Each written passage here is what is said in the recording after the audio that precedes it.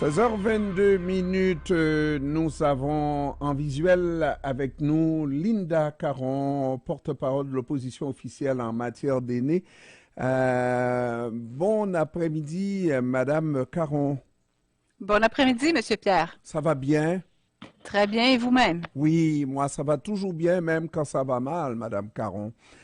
Alors, dans le cas des aînés, c'est toute une problématique parce que les RPA ne tiennent plus qu'à un fil, n'est-ce pas?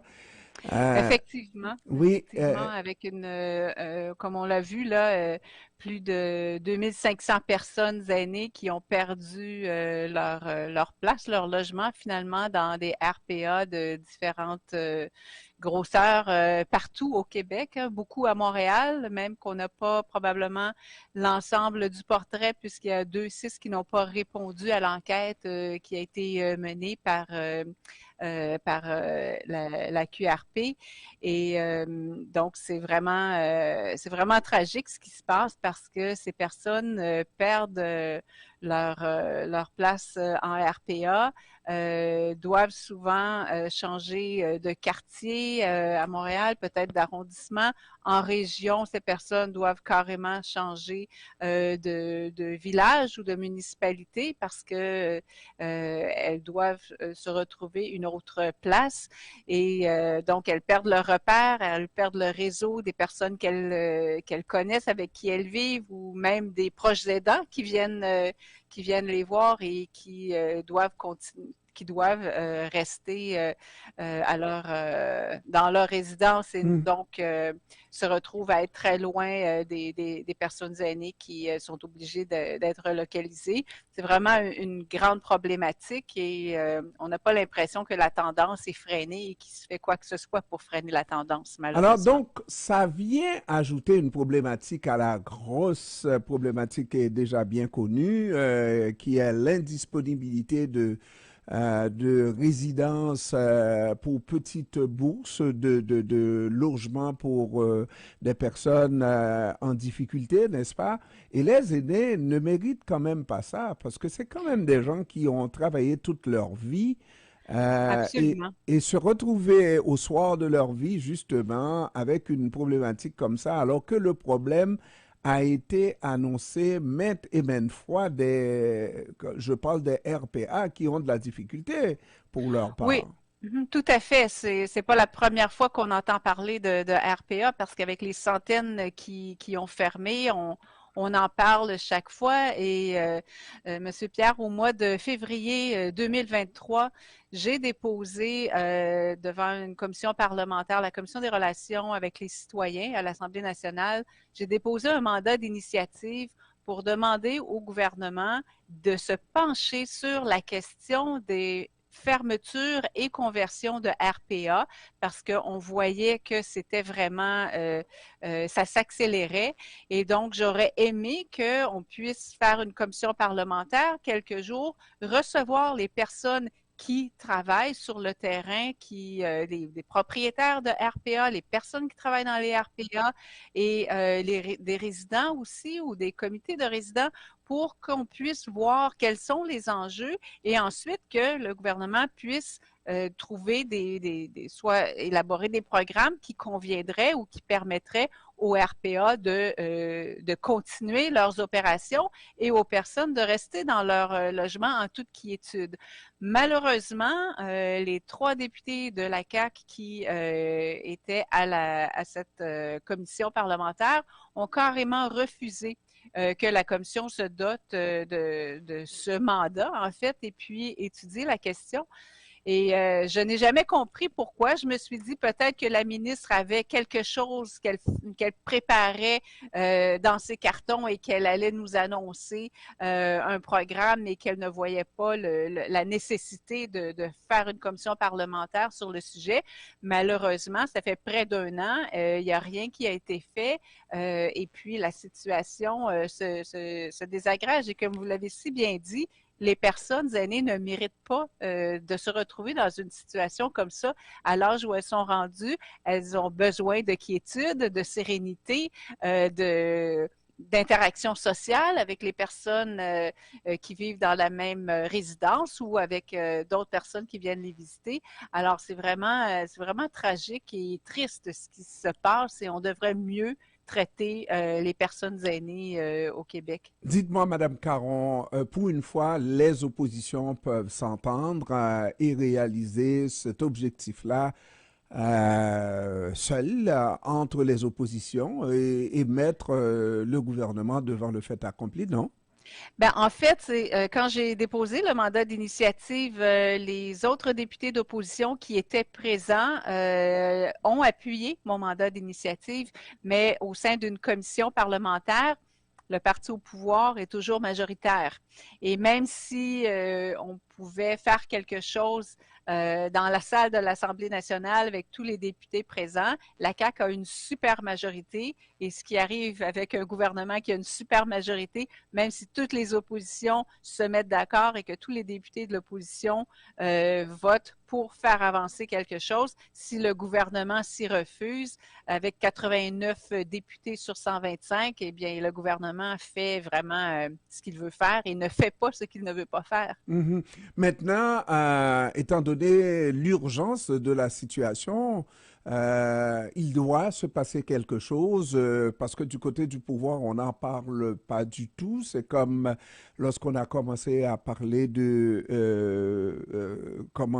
logements à prix modique qui se faisaient rares alors le gouvernement a refusé d'en parler jusqu'au moment où il a fini par reconnaître qu'il y a cette rareté de logements dans toute la province de Québec ou du Québec, n'est-ce pas? Est-ce qu'il y a un moyen de mettre le gouvernement devant le fait accompli et l'amener à reconnaître cette urgence-là compte tenu des circonstances? Bien, le gouvernement peut reconnaître qu'il y a l'urgence, mais entre le fait de le reconnaître et agir pour résoudre la situation ou pour atténuer la situation, il y a vraiment une différence et donc même si le gouvernement se dit peut-être pourrait se dire sensible à la situation et tout ça, tant qu'il ne fait rien, ça ne change rien pour les personnes. Alors, c'est urgent de se pencher sur la question parce que toute la question globale du logement touche les personnes aînées. Le fait de ne pas avoir suffisamment de logements sociaux, ça touche aussi les aînés, pas uniquement les plus jeunes.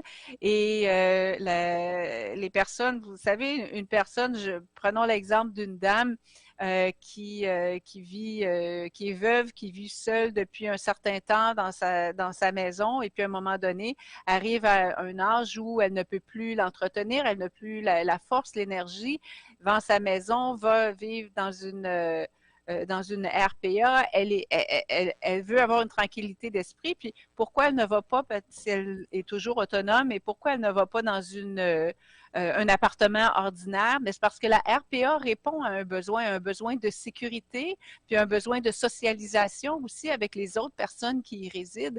Et puis, il faut que la personne puisse avoir ce choix-là. Alors, je trouve ça vraiment triste qu'on ne fasse rien pour s'assurer que les personnes vont pouvoir rester dans le milieu qu'elles souhaitent avoir parce qu'elles n'ont pas vraiment de choix. Elles peuvent pas aller dans un appartement ordinaire avec le coût des loyers qui augmente et où elles n'auront aucun service. Et puis elles ne sont pas nécessairement prêtes. Leur état ne nécessite pas nécessairement une place dans une ressource intermédiaire ou une maison des aînés ou un CHSLD. Donc, il faut pouvoir penser aux personnes aussi qui sont autonomes ou en légère perte d'autonomie et qui peuvent rester ailleurs que dans les autres lieux d'hébergement. Alors vraiment, il faut se soucier de ces personnes-là. Maintenant, on a entendu plusieurs propositions parce qu'il faut élaborer des propositions, des solutions à la problématique. On a conseillé, on a dit au gouvernement qu'il faudrait peut-être voir à racheter ces RPA-là Il y a une autre proposition qui voudrait effectivement qu'on convertisse ces RPA-là en coopératives d'habitation. Laquelle des deux solutions pourrait convenir davantage, selon vous, aux besoins de ces aînés-là? Ben, moi, je pense que ça doit pas être nécessairement une solution mur à mur qui serait la même partout. Il y a des endroits où une solution coopérative pourrait très bien fonctionner. Et dans une solution coopérative, il faut que des personnes veuillent entrer dans ce modèle-là. Alors, là où il y a possibilité, où il y a les gens qui veulent le faire, ben, si ça fonctionne, allons-y. Et s'il y a une autre façon de faire, un autre modèle ailleurs qui peut aider une RPA, allons-y aussi. Vous savez, il y a des petites RPA qui veulent rester ouvertes, mais qui ne le peuvent pas parce que elles sont devant un fait qui s'exacerbe depuis la pandémie, c'est-à-dire que les salaires des personnes comme des préposés aux bénéficiaires, par exemple, ont augmenté partout ailleurs. Alors, soit elles perdent des employés qui vont travailler à meilleur salaire, puis on ne peut pas leur en vouloir non plus, Mhm. soit elles doivent payer davantage des salaires plus élevés. Et souvent, les propriétaires de ces petites RPA essaient de combler par eux-mêmes pour faire le travail, pour réussir à bien servir les gens sans être obligés d'augmenter le coût parce qu'ils savent que les gens ne peuvent pas payer des coûts qui augmentent de centaines de dollars par mois. Alors, toutes Sans compter ces... les hypothèques qui sont énormes maintenant. Renouveler une hypothèque lorsqu'on a des revenus X, alors que maintenant payer devient extrêmement difficile pour payer ces hypothèques. C'est extrêmement compliqué. Alors, donc, c'est un dossier que l'on aura à suivre vraiment pendant les prochains jours, Madame Caron. Oui, tout à fait. Les prochains jours, les prochaines semaines pour tenter d'influencer le gouvernement pour que vraiment il y ait des solutions qui émergent, qui fonctionnent avec les acteurs du terrain. Linda Caron, porte-parole de l'opposition officielle en matière des aînés. Je vous remercie d'avoir pris du temps de nous parler cet après-midi, Madame Caron. Je vous en prie. Merci, au revoir et bon week-end. Au revoir. Au revoir.